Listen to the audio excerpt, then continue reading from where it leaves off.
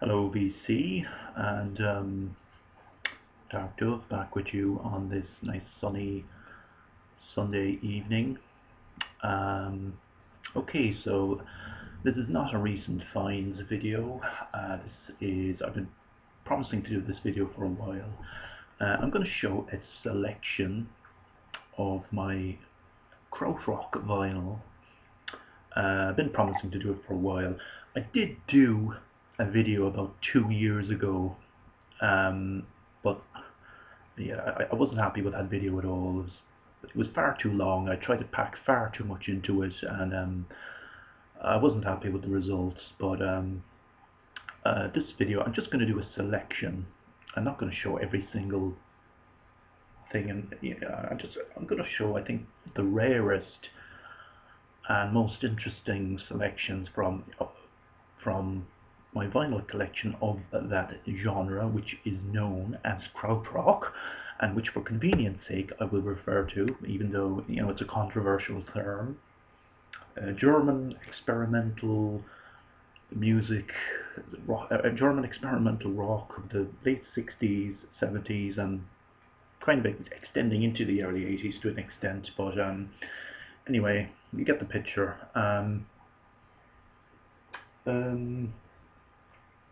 Just briefly before I go into them,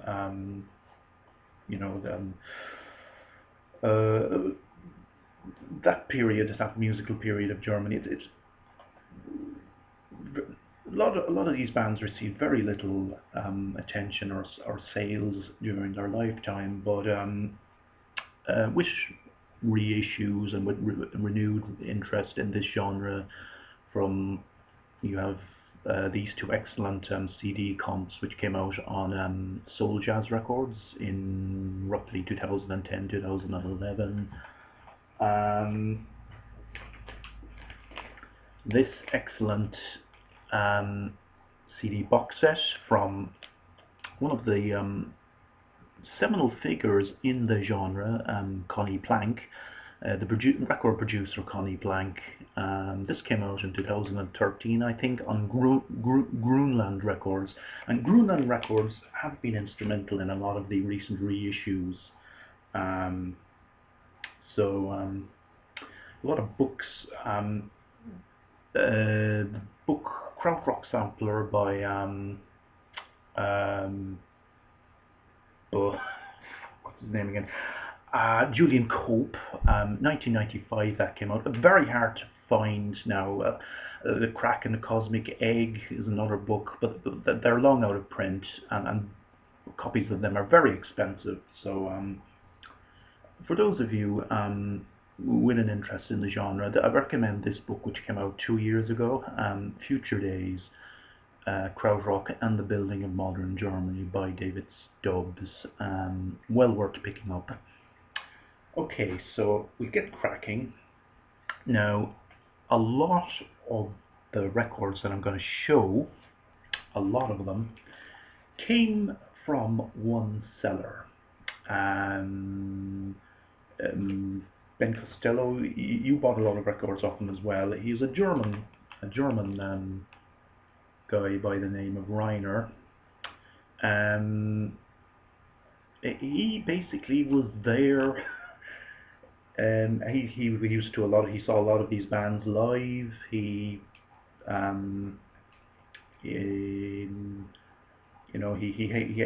an absolute. I stumbled upon him at a flea market where he was just offloading his vinyl collection.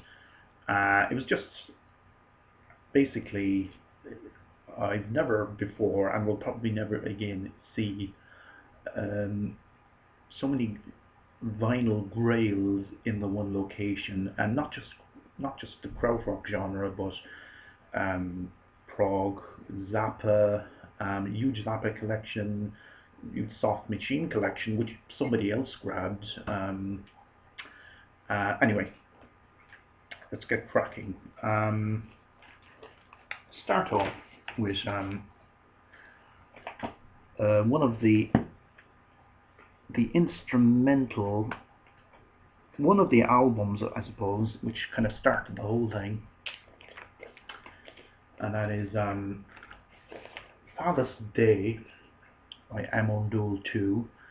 And as a lot of you are probably aware of the origins of Amon Duul 2, there was originally, they were part of a commune called Amon Duul, basically split in two. There was another band called Amon Duul, who were also released a few records, but the really influential section was Amon Duul 2, who released this album in 1969, Faller's Day, which translates in German as God's cock or God's penis. This is it's an original German pressing from 1969. Stereo. I got this for the incredible price of a £5 from Reiner. Even though it's like, as with most of his vinyl, the vinyl discs themselves are absolutely pristine. Some of the sleeves are a little bit tatty, but this one has the original insert, which came with all the first pressings. Was tacked to the wall at one point, so it's got little pinholes. But yeah, so this probably, along with Can's monster movies, is one of the, you know, kind of ground zero for the Krautrock movement in general. So it's kind of chanted vocals, a lot of percussion, and it's got a kind of trancey kind of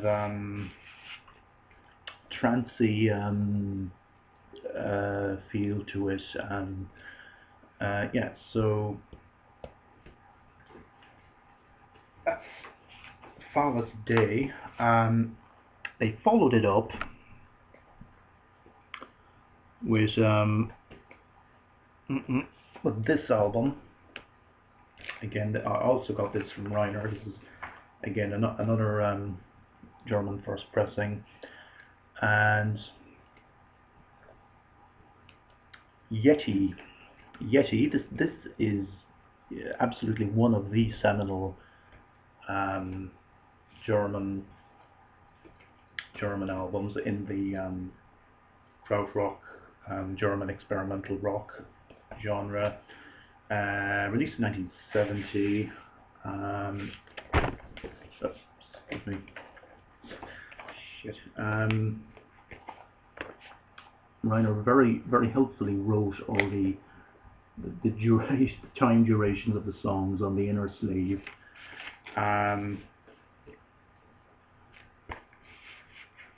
So yeah, this is just an absolutely amazing album. Sandals in the Rain, and the vocals of a big part of it is played by the vocals of Renate Naup. Is that? Sorry. Renate Naup. One of the rare examples of a, well, actually generally just rock in general at the time, a rare example of a female frontwoman. And that absolutely iconic image on the cover. I was reading about this guy. This guy was actually a member of the original Amon Duul commune, and not long before this album was released, he was on a kind of a bad acid trip in the middle of winter, and he wandered out into the woods and actually froze to death. And so they used this very surreal photo of him on the cover as a tribute to him. So that is Yeti by Amon Duul 2. Now I'm missing the next couple of albums that they released.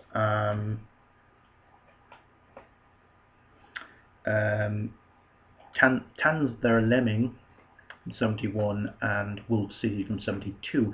Reiner actually had those. Somebody else grabbed them, unfortunately.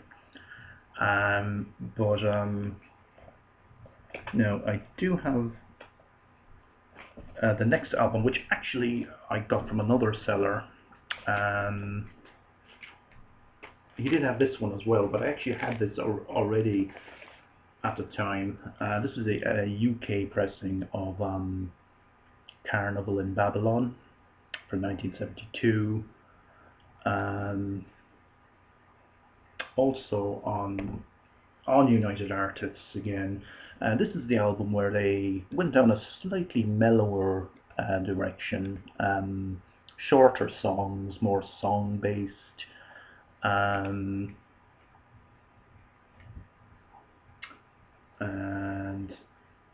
I do have I have a few more of their albums from some of their later albums, but I'm just going to leave Amon Duul 2 there.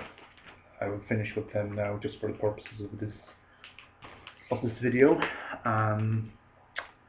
So we'll move on to another absolutely seminal band, and this is their only studio. This is the only studio album of this group that I have on vinyl. Unfortunately, I do have all their stuff on download, but and that is Tego Mego by Can. Many think it's their best album. Some, it's kind of a, it's kind of a toss-up between this and Ige Bamyasi, which Reiner also had, but unfortunately somebody else grabbed it. This I got from that guy Reiner.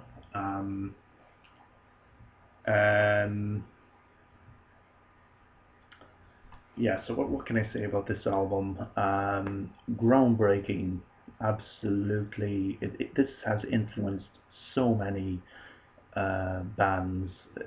It was a big influence on post-punk, on the likes of the Happy Mondays, and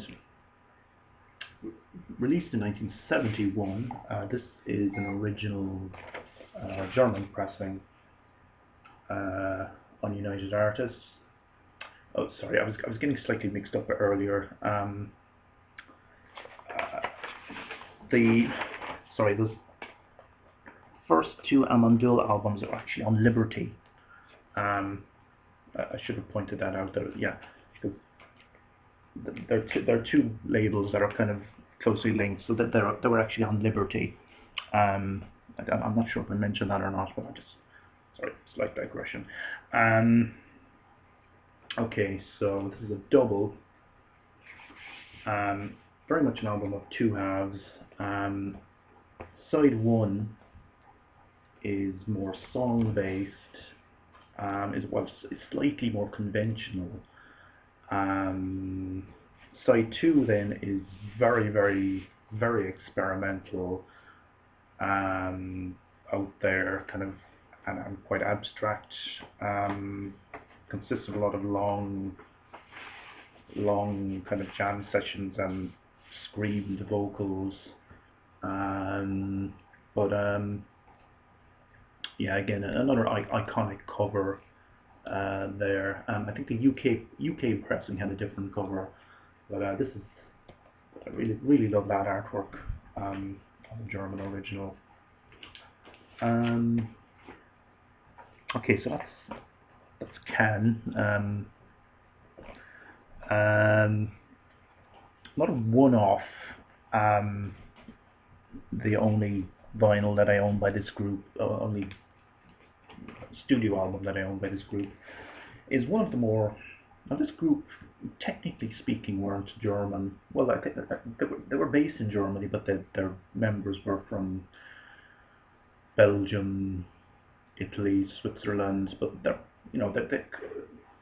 they do fit in, I think, with that whole scene. That is Brainticket. This album came out in 1970.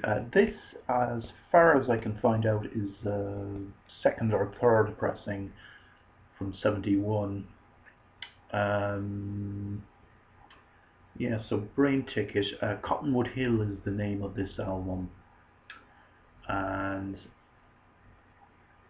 no, I'll just to kind of give you an indication of what this album is like. Warning.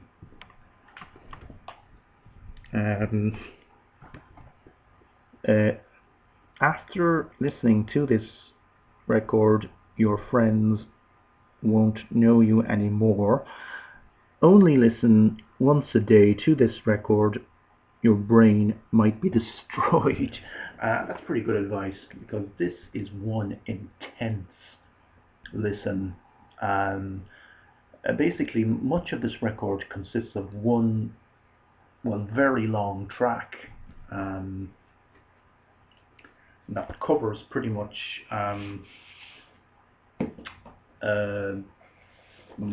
most of side 1 and the whole of side 2. Yes, it's basically consists of a spoken word piece detailing a kind of a female spoken word in English, but yeah, it's just basically like, you know, if you ever want to know what a really bad, nightmarish acid trip is like, just listen to this album.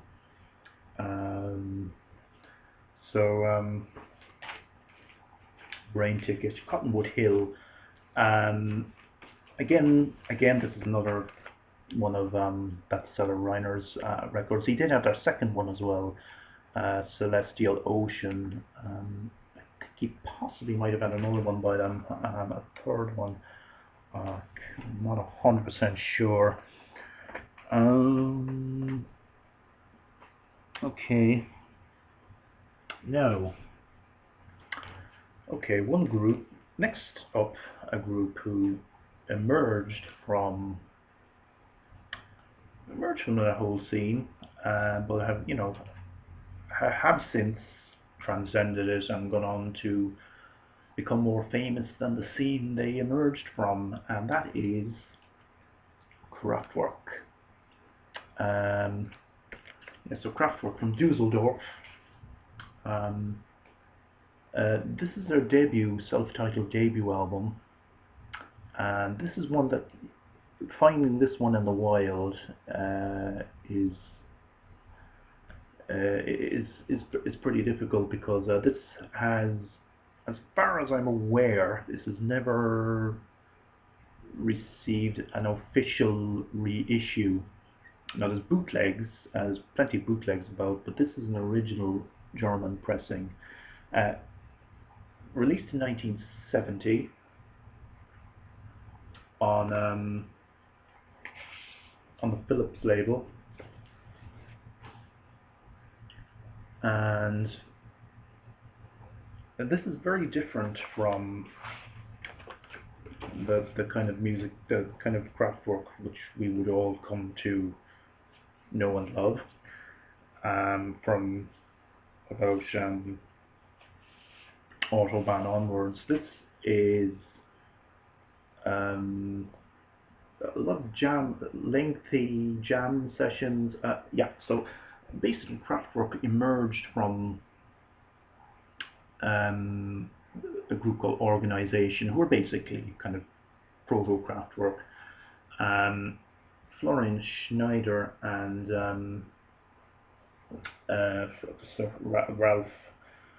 Ralph Otter and Florian Schneider, so there they are. That's them there on the bottom. Now, there's heavy use of electronic flute from Florian here. It's something which he kind of abandoned in later years, but there's heavy use of it on this album now. That rubber, if you notice that C&D rubber stamp, that was on a lot of albums. Reiner, he's an old German hippie. He put that on a lot of his albums, so that turns up quite a bit. But this is really kind of, the band themselves have kind of I don't know. It doesn't kind of fit into their kind of official kind of history, I suppose. So it's kind of been the first three albums really have been kind of written out of the Kraftwerk story. But there's one track on here, Ruzuk, which is really fantastic. Just have a listen to it. I think it's on YouTube. Now they did have that iconic cover art with the cone. They released a second self-titled album which also had the same artwork, only that the cone was green.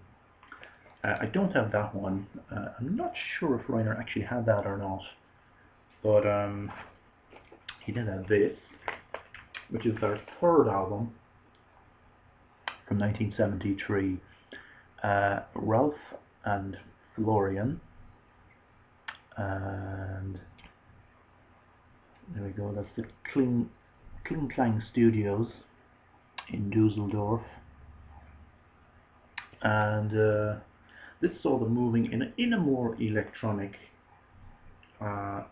direction, kind of giving an indication of the direction that they might eventually move in. Now it's pretty much, as with the debut album, it's pretty much entirely instrumental, but I think there is some vague kind of abstract vocals on one track, but that's it.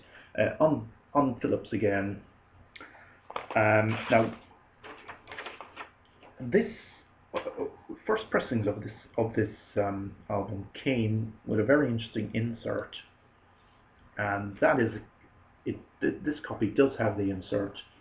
It's called Music Comics. It's kind of a comic book, I suppose you could call it, but illustrated or put together by Ralph and Florian.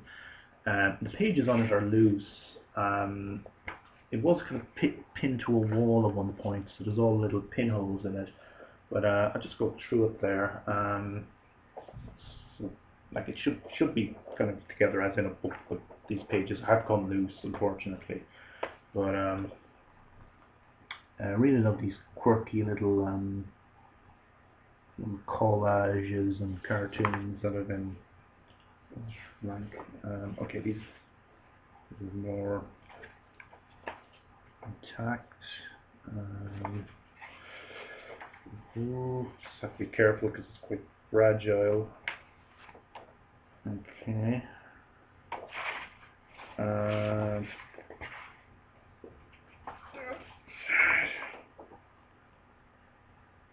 I love this last one with the plug. But yeah, so I'll finish there with Kraftwerk, because I do have Autobahn, but that kind of marked a turning point as they became, internationally famous and began to transcend the whole German scene.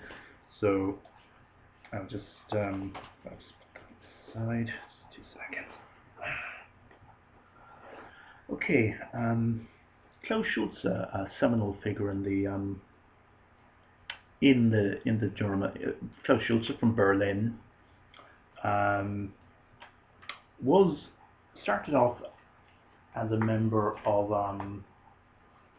Tangerine Dream on their first album, which I do not have. It's the only early Tangerine Dream album which I'm missing, but I do have two of their albums on the seminal Ohr label, and Ohr is one of those labels, very collectible labels.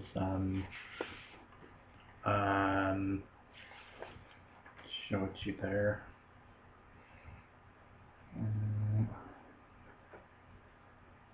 So this is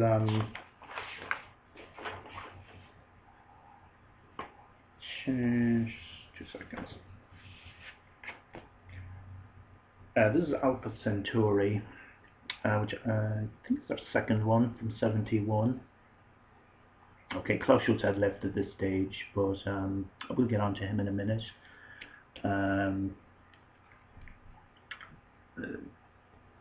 Founded by the legendary Edgar Froese, who sadly left us last year.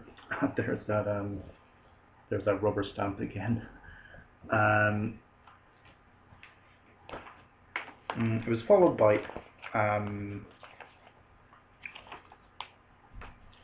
Zeit, which I'm not going to show because that copy is an 80s repress. But this is the other Ohr Tangerine Dream I have, and this is this is Atom 73. There we go. And 25 minutes, so I'll try and get through this reasonably quickly.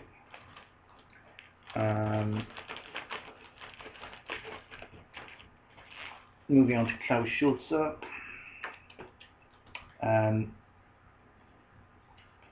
Klaus Schulze released this album on the Ohr label in 72, Irrlicht, and this is on Ohr, an original German pressing.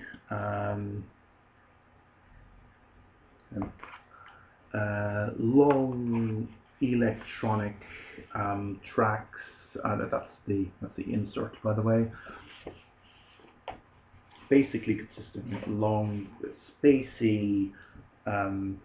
It's basically two long tracks on both sides. So that's Irrlicht. The Brain issue has a different cover, art. He followed it up with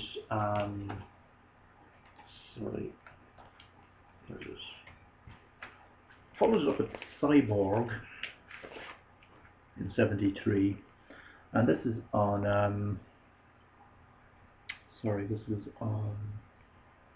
oh, excuse me.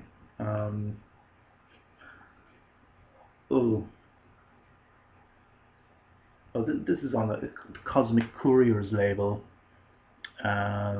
which probably a lot of you will be familiar with. Released a lot of similar, kind of Berlin school music around that time. I'll just show you the Cosmic Music label. I'll just show you the label there. So this is a double as well. Klaus Schulze, Cyborg. I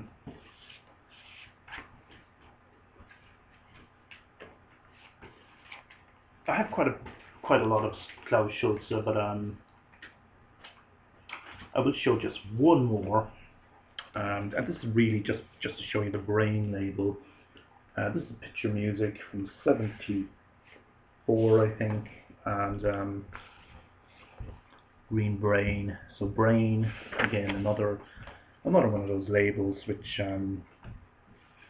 very collectible labels, which put out this great music at that time. Okay.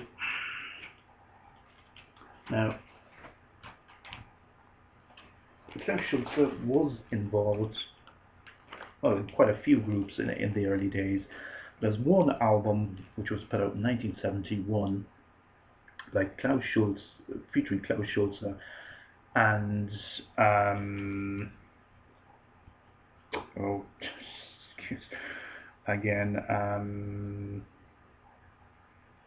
sorry, his name will come to me. I'm just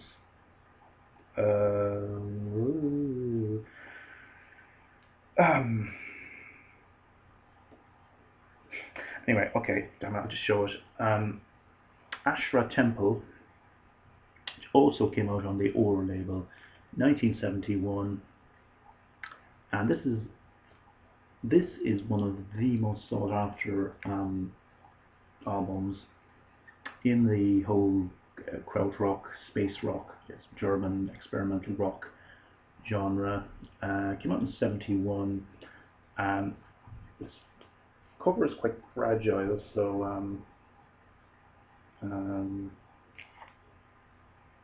just excuse me there. I'll just show you.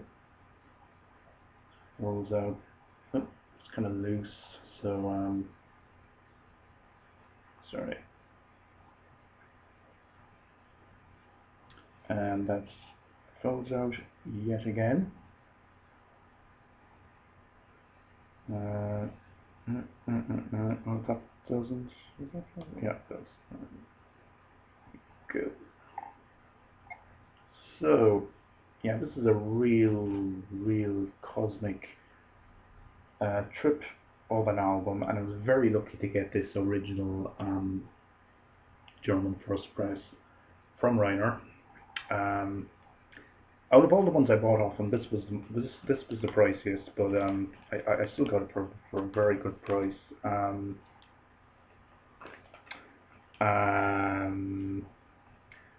So yeah, his name will come to me. So, this is where prior research is handy. I think that's pretty much almost it. Just two other quite interesting ones, which I got online on eBay.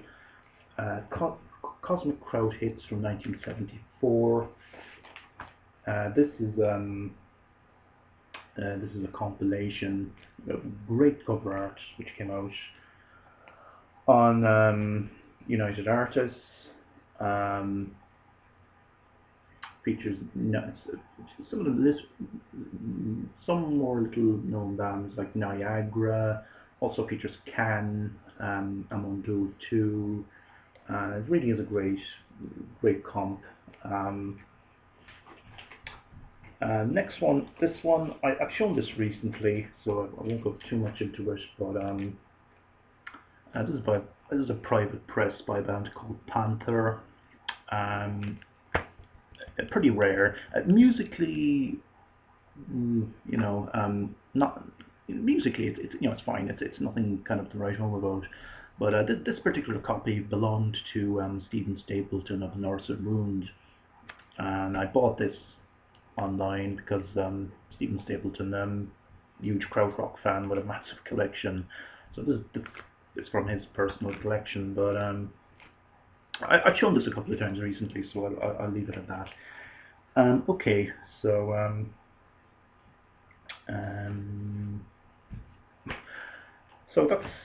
that's the kind of the gems from my Krautrock vinyl collection.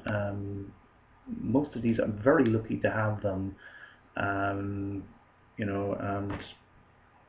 they really are kind of among my prized possessions in my record collection. So I thought I'd share them with you all, and hope you've enjoyed this, and hope everybody has a good weekend. So thanks for watching, and I'll be doing an update soon.